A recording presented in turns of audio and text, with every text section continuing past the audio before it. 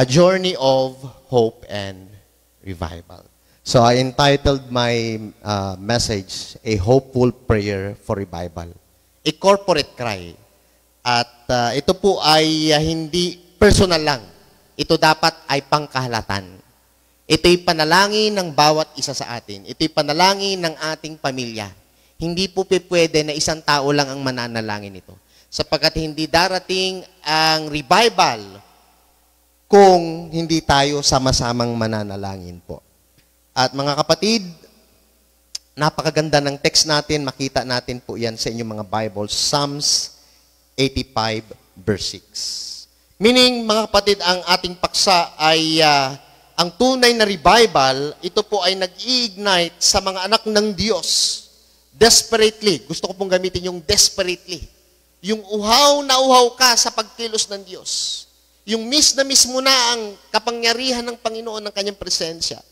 Earnestly, and of course, humbly, we yearn for a fresh move of the Spirit in our midst. Do you pray for that? Amen. So itong message nito ay panawagan para tayo pukawin ng ating mga puso at hindi para alalahanin ng nakaraan. Amen? Kundi dalhin natin ang bawat lesson ng nakaraan. At moving forward and stepping boldly into the hope of what lies ahead. Revival begins with earnest and humble, united prayer. Kapatid, may tanong po ako bago tayo magpatuloy. Sabi dyan sa ating text, may I request everyone to please stand for our scripture reading?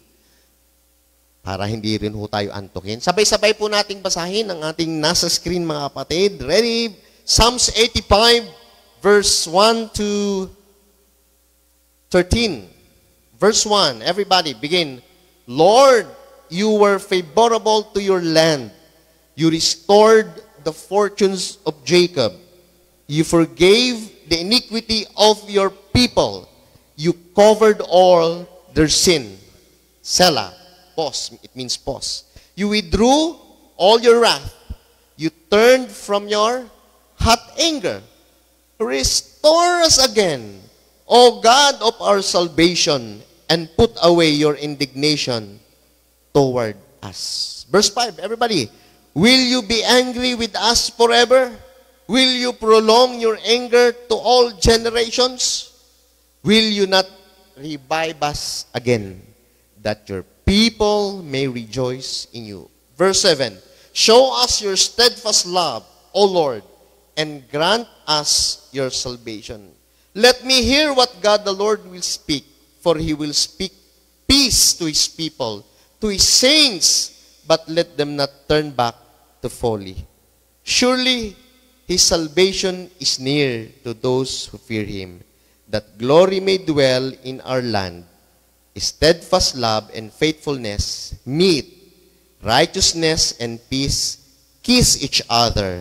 Faithfulness springs up from the ground, and righteousness look down from the sky. Verse 12, yes, the Lord will give what is good, and our land will yield its increase. Righteousness will go before him and make his footstep away. Pagpalain po ng Diyos ang pagbabasa ng kanyang buhay na salita. Tayo po yung makakaupo na. Naniniwala po ba kayo, mga kapatid? Tuloy po. Sundan nyo na lang po ako. Doon po sa katanungang, ito bang panalangin natin sa verse 6 ay panalangin ng lahat? A cry we still need today. Pwede po ba nating tingnan sumandali, mga kapatid, ang ating paligid, ang inyong katabi? At tingnan nyo rin, sumaglit ang inyong puso. Kumusta? Sabi nyo nga po sa katabi nyo, kumusta ka na sister, kumusta ka na brother? O paki-next po doon sa ating slide, mga kapatid. At tanungin natin, nasaan na ang dating sigla? Masigla po ba kayo nagpupuri sa Diyos? Pero yung totoong sigla, o merong halong takot, o merong halong doubt, pangamba, I hope that each and every one of us will find that joy once again. There was a time sa ating buhay, pag tayo sumasamba, punong-puno ng buhay, mga kapatid. na kung saan ang paglilingkod, ang saya-saya, na minsan ay hindi mo masambit ng iyong mga salita at napapaluha ka na lang sa pasasalamat sa Panginoon. Yung panahong nananalangin ka na parang kinakausap mo ang Diyos na para bang sumasagot siya sa iyo ng tunay. Hindi lamang ng isang panalangin tinatawag na routine. Pero sa paglipas ng panahon, parang may mga panglalamig. Panlalamig sa relasyon, panlalamig sa kapwa, panlalamig sa panalangin, sa paglilingkod, mga kapatid, at maaring sa punto ng buhay natin ay napagod tayo. Tingnan nyo nga yung katabi nyo kung mukhang pagod na sa Lord. Maaring hindi lang napagod, another end, nasaktan. In some ways, people will hurt us because they are imperfect. Hindi ho sila perfecto. In some ways, masasaktan tayo. Kahit nga natin mahal sa buhay, asawa natin, anak natin, nasasaktan tayo, right? So, maaring hindi lamang nanlamig, nasaktan, napagod. At maaring minsan nalihis. Puro N. Yes, nandito ho tayo ngayong umaga. Umaawit, masaya. Umaattend, gumagawa ng tungkulin sa Diyos. Pero tingnan natin ang ating puso, mga kapatid. Pero parang may nawala. At mga kapatid, parang may nawala. Yung passion, maaring yung purpose, at maaring yung simpleng joy. Pero mga kapatid, ito isang dapat hindi natin itago. Yung sakit, mga pagdududa, pangangamba, hindi dapat natin ikahiya. It's something to bring to God with honesty, like the prayer in Psalms 85. An honest prayer, a humble moment when we say to the Lord, Lord, something is missing. And the good news is, when we pray that kind of prayer, God does not push us away. He meets us with His mercy. He doesn't condemn us. He calls us back. Nananawagan po ang Panginoon. Ang revival po ay hindi para magkaroon lang ng magandang pakiramdam. Kung sa English ay feeling better. Ay feeling better na kami ngayong 26. Hindi lang po ganun ang ibig sabihin ng revival, mga kapatid. It is being restored to the joy of knowing Him deeper than before. Lalo kang lalalim sa iyong relasyon sa Kanya. Amen? Ngayong araw na ito, mga kapatid, ay minsan, masabi natin, marami tayong gawain, prayer gathering, discipleship, soul winning, etc. We may sing, we may serve, even shed with tears, at mapapahaleluya ka at maluluha ka. Pwede po yun, but still feel far from God. Pwede po ba yun? Na pag Sunday, iyak ka sa Panginoon sa misaheng narinig mo at pagbalik mo sa iyong bahay, iyak ka lang ng iyak ulit. At ang feeling mo na naman ulit malayo sa Diyos. At minsan maaring ang paglilingkod sa Diyos ay ginagawa mong panakibutas sa kalungkutan sa iyong puso. Totoo yun. Maaring amen, hallelujah. Good morning, sister. Good morning, brother. Pero ang totoo sa iyong puso, malayo ka sa Diyos. Ito yung pakiramdam ho ng mga Israelita sa kanilang panalangin dito sa Psalm 85. At sabi nga ng verse, we praise Him with our lips, but our hearts is far away. Disconnected. And mga kapatid, maaring cold o nanlamig. True revival is not about doing more. It's about drawing nearer, closer and deeper to the God who sets our hearts on fire. Ang kapatid, ang Psalms 85, umuusad po ba yung ating PowerPoint? Tuloy niyo lang po. Tuloy-tuloy po yan. Wala. Yan. By the way, before I continue, ito po ang aking family na kasama ko pong naglilingkod sa Diyos. Napakasarap po na maglingkod kasama pamilya. Amen? Kasi lumaki akong broken family. Pero hindi yun hadlang para ulitin ko yung nangyari. Para wasakin ko ulit buhay ko, kundi magpagamit sa Diyos sa Kanyang biyaya. Kaya kasama ko ang aking misis na isa ho sa dahilan bakit nagpapatuloy po sa Panginoon. No? Okay. Tuloy po. Yan po yung church namin sa BCI. Ito po yung lumang simbahan. Yan po ako, nung year 2010. Yan yung garahe namin, lumang basketball court. Ito po ang nangyari. Gusto ko lang po bigyan ng parang fresh vision and start. Kasi nakita ko po yung church ninyo dito sa harap. Ang ganda. Kaya nga sabi ko kay Brother Enrique, Pastor, talagang ako ang isa sa magbubunyi pag nakita kong tumayo na yung iglesia na yan eh. Kaya kabahagi po kayo dyan. No? So yan po. Next po, sister. Ngayon, nung pandemic, ito na po siya. Inimekan ko, Pastor, dinugtungan. Wala na ho kaming marentahan eh. Balik kami sa dating simbahan. At yun po yung dating rooftop, yung second floor, tas third floor po yan. High-rise, high ceiling. Okay. Ayan na po siya, yung aming worship hall. Next mo, ayan po. Yan. Ayan na po yung pulpit. Pag nakaharap, may bleacher po sa taas. Yan po. Anyan po, yung mga kapatiran doon, hindi naman mayayaman. By faith talaga, by faith.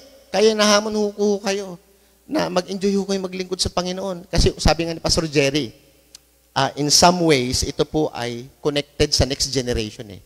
Kayo yung naglilingkod, pero ang mabibless yung next generation ng inyong pamilya. Kaya hindi ho sayang ang inyong pagtatapat at paglilingkod sa Diyos. Yan na po kami. Ayun po si Pastor Jerry nung dinedicate po yung building. Sila Pastor Joby nasa gitna. Salamat po sa Diyos. And yan. So, tuloy niyo lang po, sister, kasi ako'y magtutuloy lang dito sa aking outline. Now, ang prayer ng Psalms 85 ay dapat maging prayer din natin. Naniniwala ho ba kayo doon? At sabi po dyan, ang konteksto, maaring ang mga Israelita, yung picture po, ayan, earnest, yan dapat yung prayer natin kanina, earnest, humble, united. At ito'y isang dapat panalangin na dapat nating ipanalangin. Tuloy po. Yan, hindi, sabi ko nga, hindi ito para magkaroon ka lang ng mga feeling na masaya, kundi ito'y isang talagang lumalim ka sa Panginoon at sumigla muli. Tuloy po tayo. Yan, at isa pa. Yan. Ang context po ng Psalm 85 ay, sabi ng mga theologian, ay sumasalamin sa buhay ng Israel na sila po ay naalipin. Sila ay wala sa kanilang sariling bayan. Nasakop po sila. Kaya sila ay, imagine nyo naman naalipin. Tuloy po.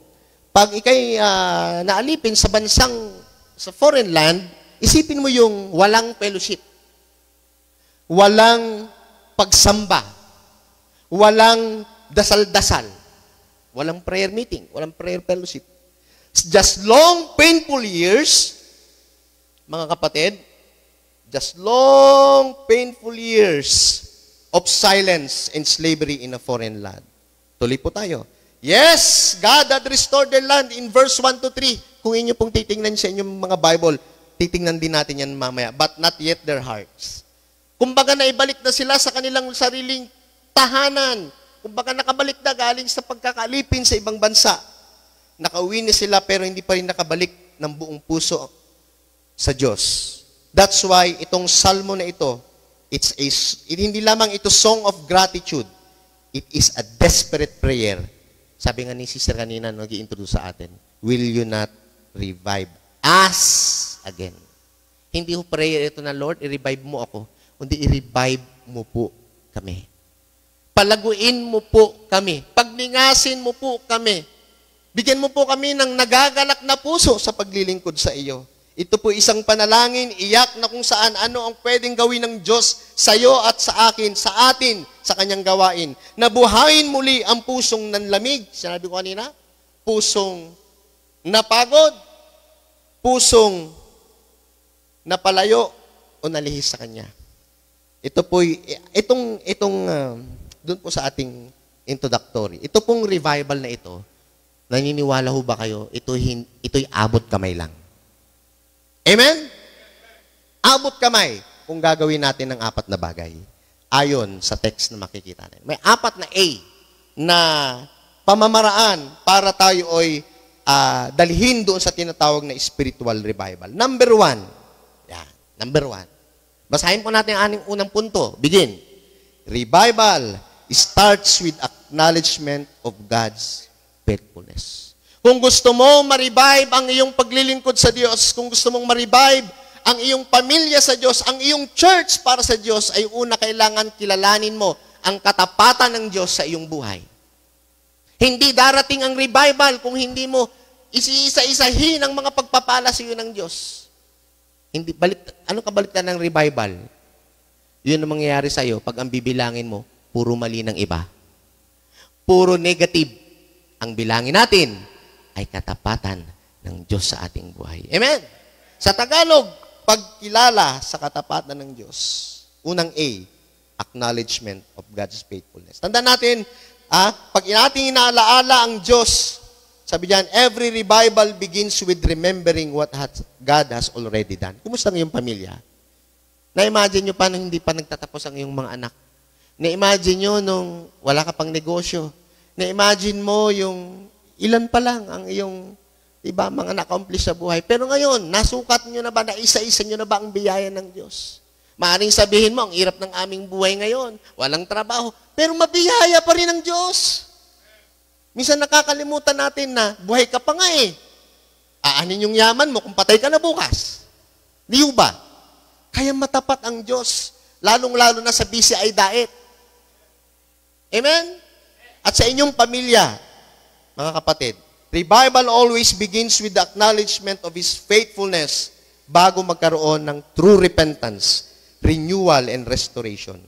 Mga kapatid, without this deep awareness of God's faithfulness, our desire for revival becomes emotion without anchor.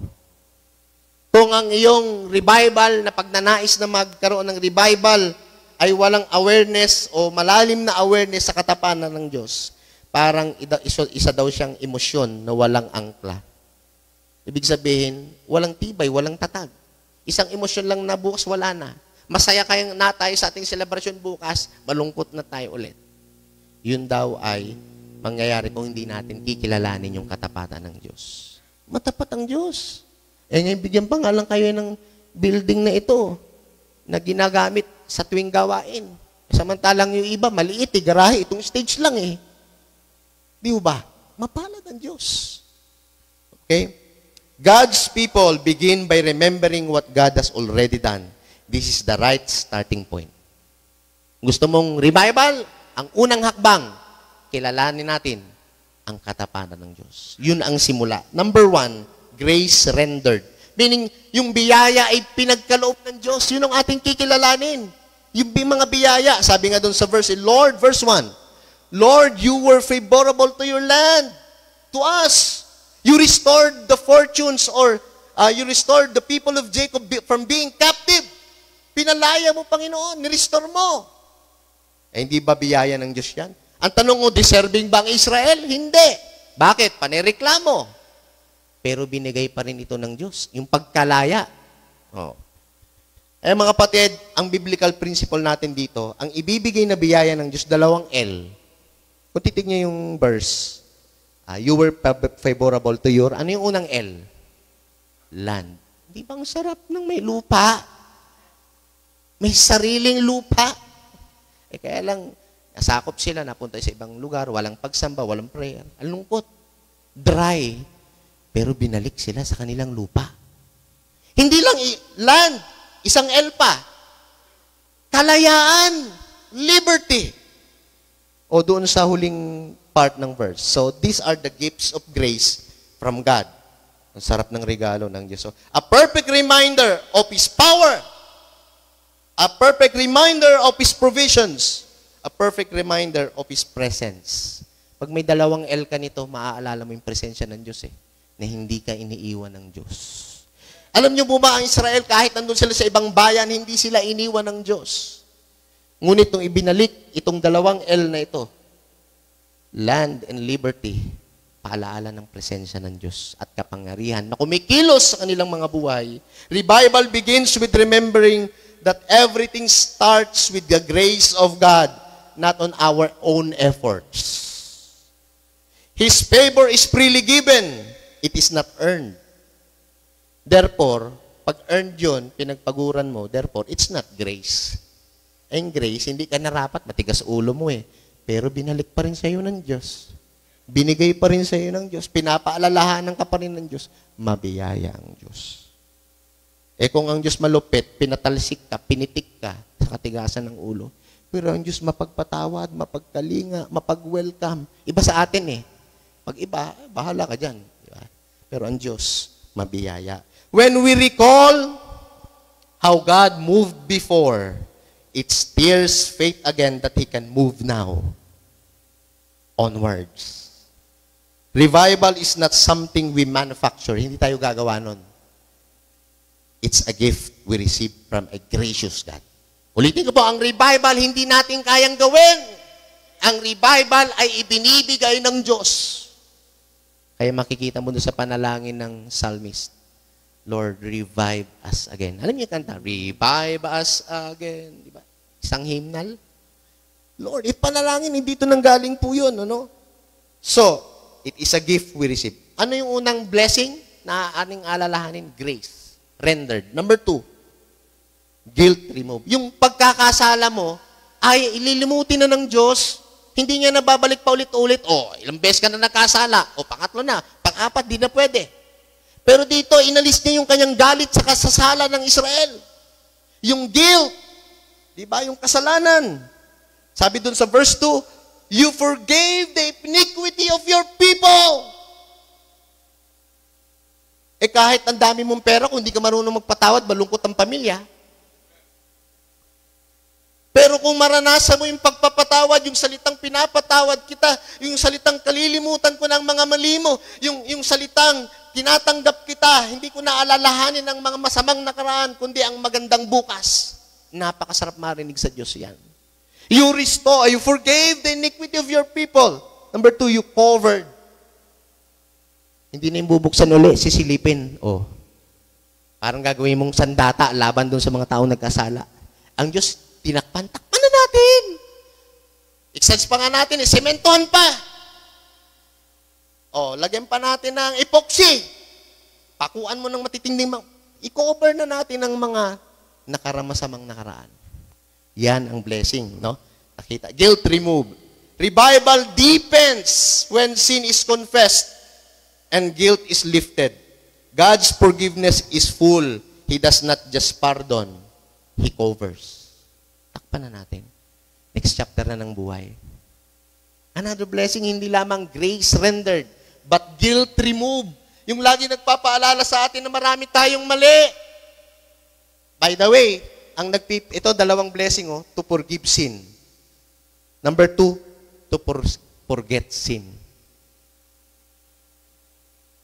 Narinig niyo na yung saltang yan, mga kapatid. To forgive and to, ito, honest.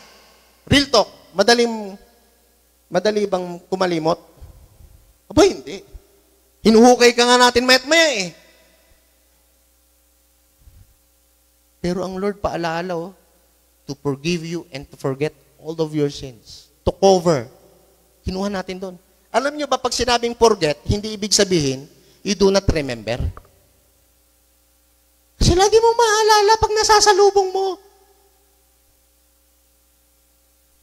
Ang forgetting doon sa Pilipos, meaning, you remember, but you forbear. Kasi hindi mo naman mapoforget Tama? Kasi nakaukit yan Kahit naalala mo, hindi ka magpapa-apekto. Yun ang ibig sabihin sa Tagalog. Nung forgetting. Amen? Forgetting. Naalala mo, pero hindi ka na magpapa-apekto. That's forgetting. That's blessing. Hindi ba blessing? Guilt remove. The psalmist was not only interested in the land. Binanggit kanina ba, blessing? But, most importantly, in relationship to God. Hindi lang binanggit niya yung land and liberty na blessing. Forgiveness and forgetting of those sins. Guilt removed. Third blessing na ating, para magkaroon ng revival, na ating kikilalanin sa Diyos. Number 3. Grief restrained. Ano ibig sabihin? Hindi na siya galit. Lord, hindi ka nagalit. Thank you. Sabi ng verse 3, you withdrew all your wrath. Grabe yung English, Old English. Inatras mo na yung galit mo. Tinanggal mo na, Lord. You turned from your hot anger. Basahin ko po sa Tagalog. Pinabasa ko kanina sa Tagalog. Ang ganda. Verse 2. Pag may mga Bible kayo, guhitan nyo. Iyong pinatawad ang kasamaan ng iyong bayan. Iyong tinakpan ng lahat nilang kasalanan. Verse 3, iyong pinawi ang buong puot mo. Iyong tinalikdan ang kabangisan ng iyong galit. Grabe yung Tagalog, kabangisan ng iyong galit. Lord, tinanggal mo. Ang tanong, kilala ba kayong mabangis kung magalit? Kilala kayo? Ang Diyos. Pero sabi doon sa verse, Lord, pinawi mo ang iyong galit sa amin. Thank you. It starts revival when you acknowledge God's faithfulness to your life. Inaalaala niyo ba na ang Lord nagpatawad na sa iyong kasalanan? Pinatawad mo na rin ang kasalanan ng ibang tao para sa iyo o kasalanan ng tao sa iyo?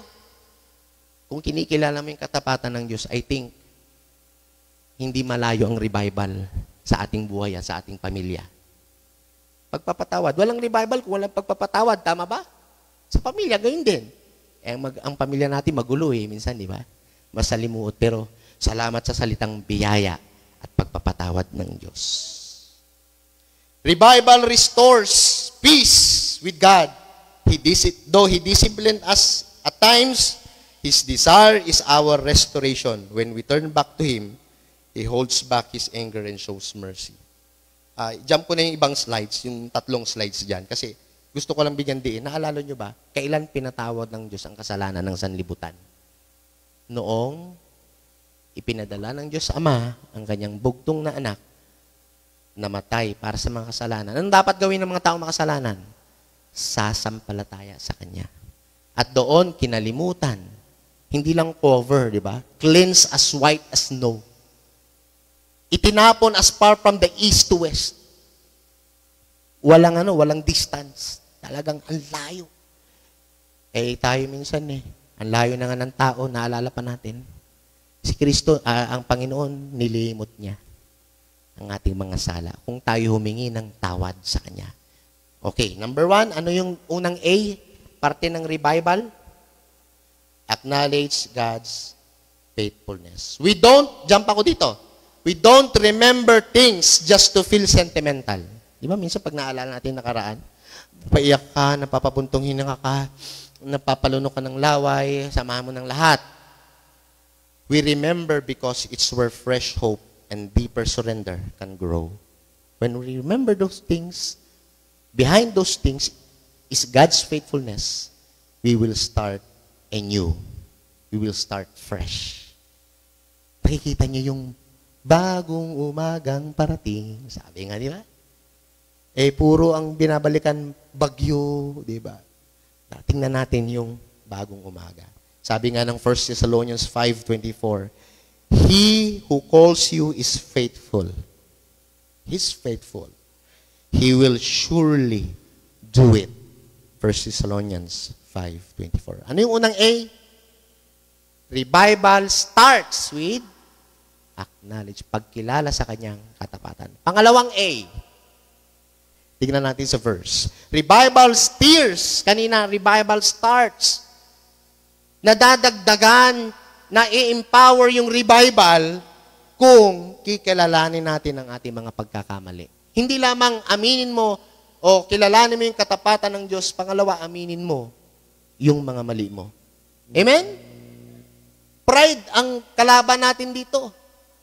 Ayan ang pinaka-ugali ng diablo kaya siya ibinagsak sa lupa pride Diba? Yan ang pinaka-in example naman ni Jesus Christ nung siya bumaba sa lupa. Humility, diba?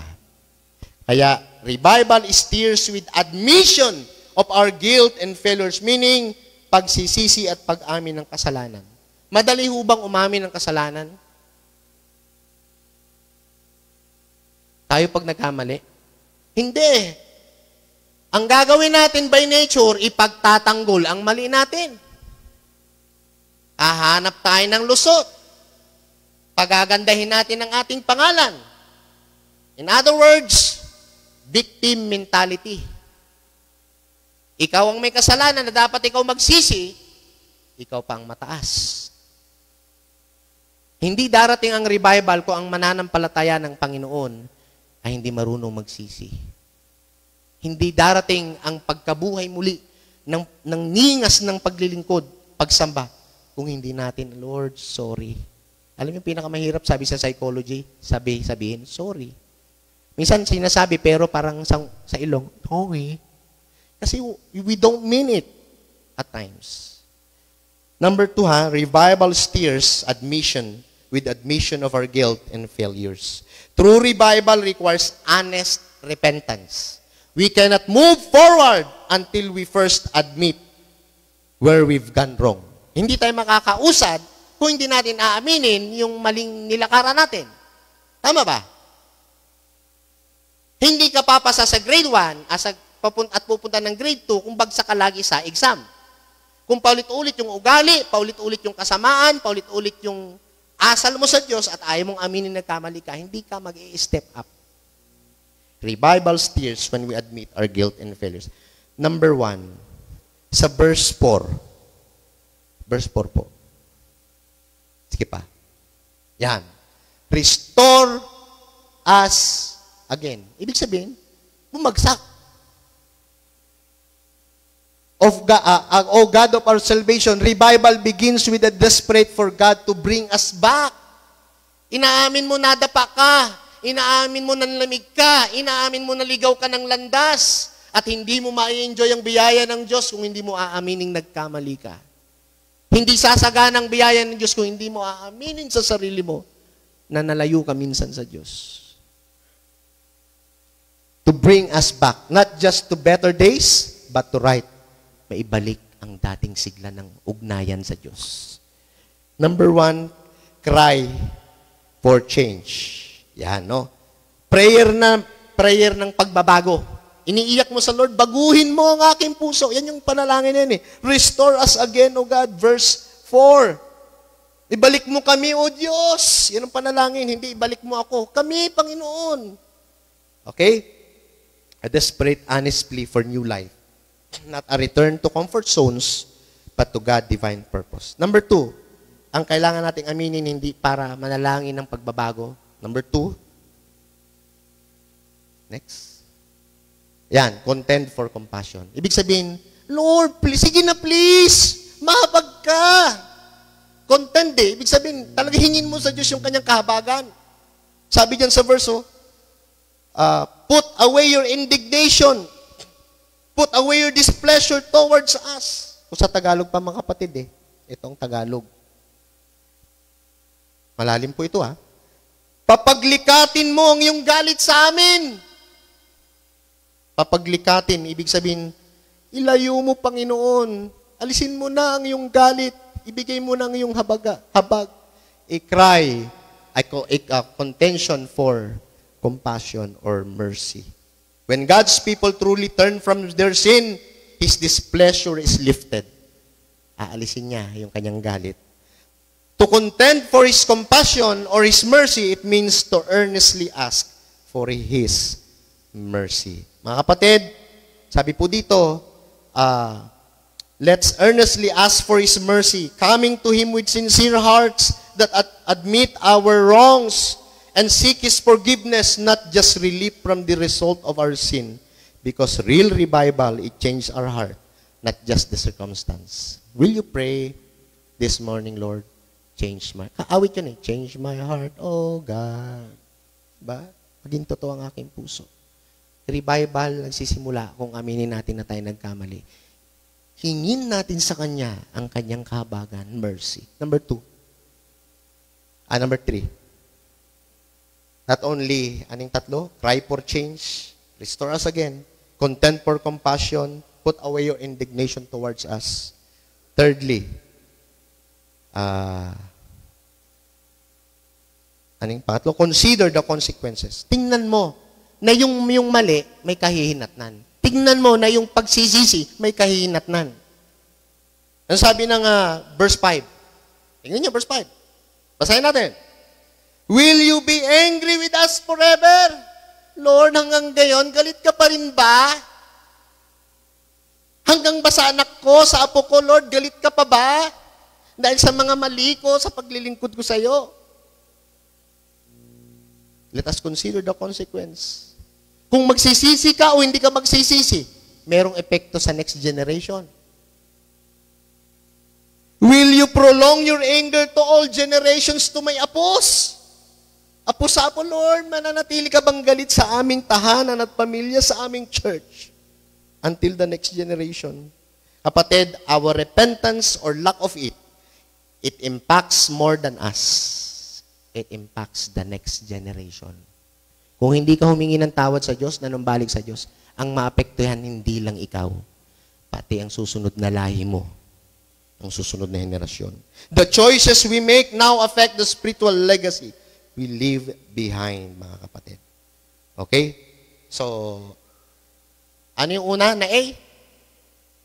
Para magkaroon ng revival, let us acknowledge the faithfulness of God. Number 2, let us admit our guilt and failures. Lord, sorry. Huwag ka nang magalit hanggang sa aming kapu-apuhan, Panginoon. Cry for mercy. Pangatlong A. Amen? Pangatlo na tayo. Acknowledge God's faithfulness. Admit our guilt and failures. Thirdly, revival strengthens with appeal for God's fullness. Ipagpe-pray mo na talaga. Hihingin mo na talaga kay Lord in prayer. Appeal. Pray. Ano sabi ng verse? Ibig sabihin, pananabik sa presensya ng Diyos. Kayo ba nananabik? Pwede kasing umiiyak ka, umaawit, pero walang presensya ng Diyos. Pwede mong madaya yun eh. Lagay mo ng pausok, lagay mo ng pabubbles, lagay mo ng maraming lights, paluhurin mo ang tao, pwede nating dayain. Pero talaga ba sa puso, nananalangin ng pagpukaw sa paglilingkod? Revival, it strengthens with appeal for God's fullness. Pwede rin in the context ng ating pamilya, Lord, i-revive mo ang aming pamilya na kami magsilingkod sa iyo sapagkat ikay aming tagapagligtas. Revival is not man-made. Kailangan klaro tayo dyan. Revival is not man-made. Hindi kayang lagay ng effects yan. Dito kasi yun eh. It doesn't come from height or atmosphere. Masaya lahat sa BCI, kaya masaya rin ako. Pero pag uwi si bahay, balik sa dati. But from a deep cry for the Spirit's power and presence. It's not just a one-moment emotional high that you are crying, na kinikilabutan ka. It's a sustained, growing awareness of God's presence in our daily life. Hindi ka lang blessed pag Sunday. Blessed ka rin pang Monday to Saturday. Hindi naiyak ka lang dahil ang ganda ng mensahe, ng preaching, ng mga kapatiran. Dapat blessed ka rin from Monday to Saturday. Number 3, appeal for God's fullness. Puspusin mo kami, Panginoon, ng iyong presensya. Sabi ng verse, di ba? Actually, sabi ng verse, ito na yung key verse natin eh. Verse 6. Will you not revive us again, that your people may rejoice in you? Ang taong na-revive, ang mga anak ng Diyos na-revive, magagalak yan talaga. Hindi yan hindi yan madadaya ng make-up, makangiti talaga yan, Lord, thank you. Alam mo yung mga taong, Lord, thank you, pero ngiting aso mo. Pero ito, prayer nila. Israel, Lord, pwede bang, Lord, i-revive muli kami? Pasiglahin muli ang pananambahan namin. Pasiglahin mo muli, Panginoon, ang aming paglilingkod, ang aming pamilya, ang buong Israel. Yan ang kanilang appeal sa Lord. The Hebrew word revive. Alam niyo yung Hebrew word ng revive? Nandiyan ba? Anchaya-chaya. Oh, chaya. Revive, masaya, matsaya. Chaya. Hebrew word ng revive, masigla.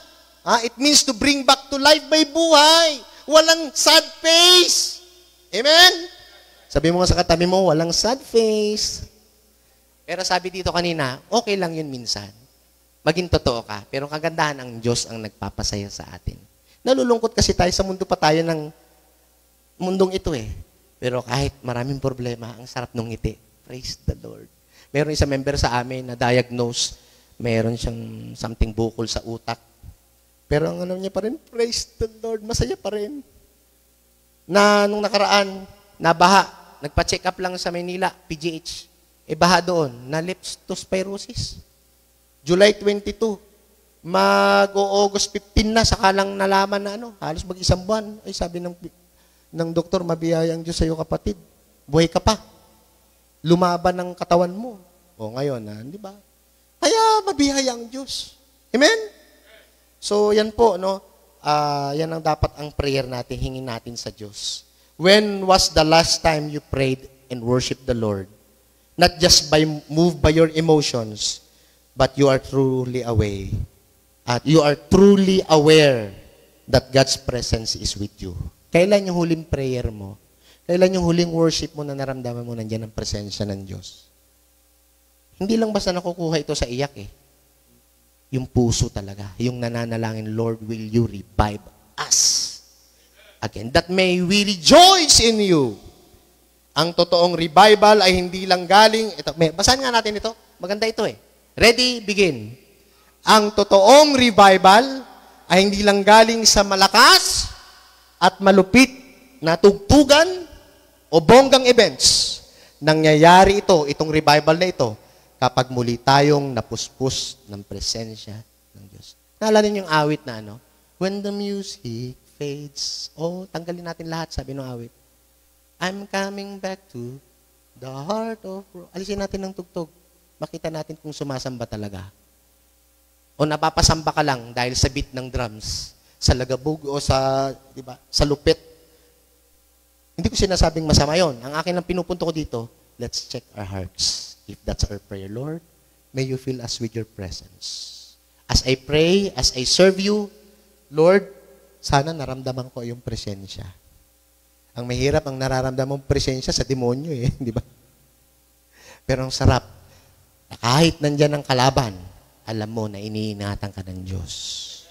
Wow. Tuloy. Hindi sa bonggang events, nangyayari ito kapag muli tayong napuspos ng presensya ng Diyos. Kung wala siya, walang apoy, walang tunay na pagbabago, walang revival. Dahil ang revival ay kung nasaan ang presensya ng Diyos. Hindi natin madadaya sa magandang facilities. Ano ba ang kalagayan ng iyong puso? Number 1, unang A, let us acknowledge, the faithfulness of God. Anong ginawa niya sa atin nung nakaraan? Number 2, let us admit our guilt and failures. Lord, we need your mercy. Sorry. Remove all those hot anger, malupit na galit. Number 3, let us appeal. Prayer yun eh. Will you revive us again? Appeal for God's fullness. Thirdly, wala nyo yung third. Yung fourth. Pang-apat, panghuli. Revival succeeds. Talagang nagaganap, nagtatagumpay ang revival kung ina-anticipate natin ang magandang hinaharap. Hindi darating ang revival kung ini-expect mo bukas, magulo ulit. May gagawin ang Diyos sa inyo. Maniwala ho kayo. Huwag ho kayo maniwala sa kasinungalungan ng dyablo. Ang dyablo lang nagsasabi kasi ng, tignan nyo nga ganito, ganyan. Wala na mangyayari dyan sa inyo. No. Revival succeeds with anticipation of great future. Tignan natin yung verse. Pananaw sa panibagong hinaharap. When revival comes, it leads to a joyful expectation. May matatayo soonest. Itong building na ito, dito kami mag-worship. Maraming kabataan ang maliligtas at magsusuko na kanilang buhay. Ini-expect mang mabubuti.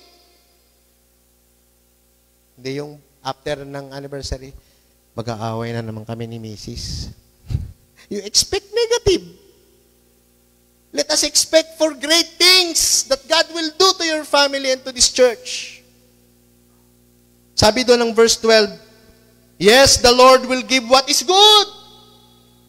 Verse 12 to 13, righteousness will go before Him, yung katuwiran ng Diyos, yun yung lalakaran natin, yun yung susundan natin, yun yung sinabi sa verse 13. Kung inyo pong titingnan sa inyo mga Bible. Psalms 85, di ba nagpakita, sabi doon nagpakita ng bunga ang tunay na revival dito sa mga verses nating nakita, mga kapatid. Now, what if a restored heart is just the beginning? What if God uses you and me? Kasi ang dami natin pinagdaanan as a church eh. Pero paano kung may gagawin pala ang Diyos? Gagamitin ka niya to restore a family, to help a family, to reach out a young people, to reach out a person. Iba? Hindi lang basta ni-revive ka, may gagawin ang Diyos sa buhay mo. God will work through you. Revival is not just about what God does in us. It is about what He will do through us. When we pray for revival, we are not just hoping for a good moment. We're preparing for a greater movement. Ulitin ko po. Nandito ba yan? Ayan. When we pray for revival, we're not just hoping for a good moment, but we are preparing for a greater movement. Kapatid, before I close, ilan lang hadlang. Gusto mo ng revival? Yes, amen, praise God. Pero merong counterfeit, merong kalaban. Ano yung mga kalaban? Yung next mo, sister. Number 1, complacency. Kahit gusto mo ng revival, pero nasanay ka na lang sa attend, walang tunay na pananabik kay Lord, walang apoy, walang word of God, walang prayer, walang alab, malamig, malayo, walang gana, etc. Complacency. Hindi mo mararanasan ng revival. Dapat earnest ka eh. Dapat gusto mo talaga eh. Pinagpipray mo sa Panginoon. Hindi lang kontento ka at nakasanayan mo na lang. Number 2, hindi mangyayari ang revival kung may tinatago pa rin kasalanan.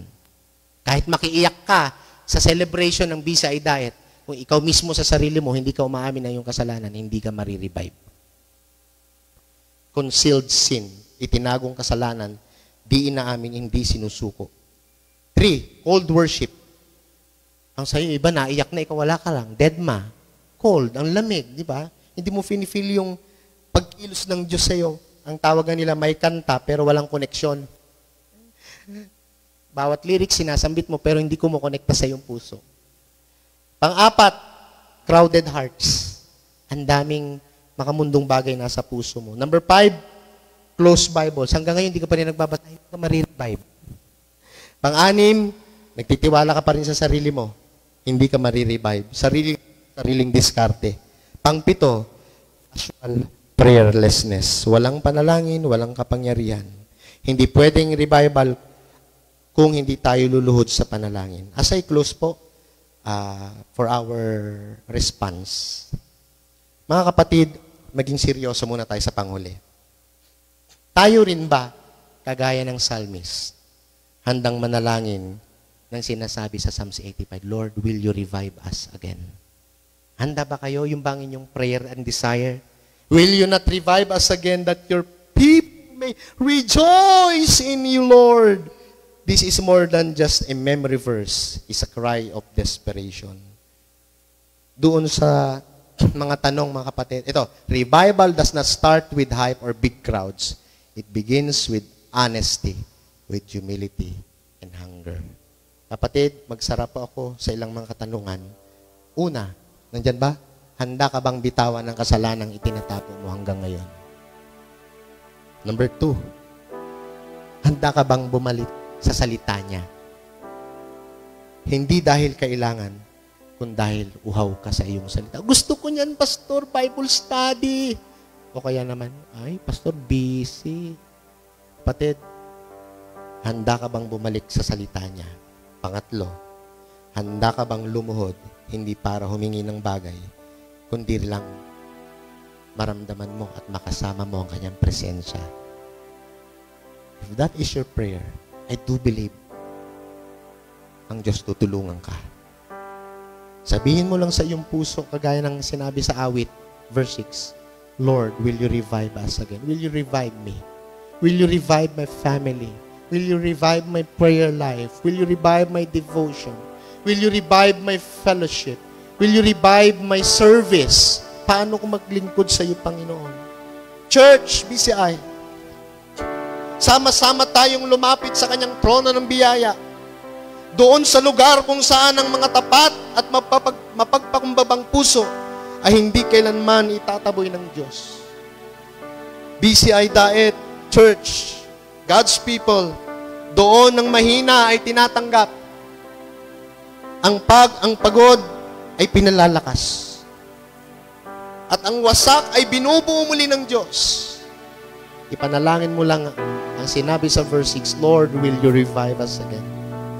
Ating ipanalangin sa Panginoon ang sama-sama, Panginoon. Parang isang panalangin at isang awit, Lord, revive us again, that we may rejoice in you. And I will close in this, brothers and sisters. Hindi na tayo magdrama-drama. It's your decision. Pag uwi ninyo, hindi na tayo mag-altar call. Kasi pwedeng umiiyak ka sa altar call, pero pagbalik mo naman sa bahay, ganun pa rin. Mag-decision ka na dyan sa iyong kinalalagayan. Kung saan mo naririnig ang tinig na ito. Magpasya ka, manalangin po tayo sumandali. Aminin natin kung meron man tayong pagkakamali. At Lord, kung meron kang prayer para sa Panginoon, sige po, manalangin po tayo, pumikit tayo. Habang may music, ating pagdilay-nilayan ng salita ng Diyos na ating narinig. Kung tinouch ng Panginoon ang ating puso, iyong ipanalangin na i-revive, una ikaw, pangalawang iyong pamilya, pangatlo ang church nito. Sige po, manalangin tayo ng panalangin. Appeal for revival. A prayer for restoration. A prayer for fresh start. Magandang kinabukasan. Hopeful future. Sige po, sama-sama tayong manalangin. Mga kapatid, sige po, wag po kayo, manalangin po kayo. Kung may prayer kayo sa iyong pamilya, sa iyong sarili, may kaugnayan sa Diyos, idulog mo sa Diyos ngayong umaga, manalangin ka. Sasamahan ko po kayong manalangin.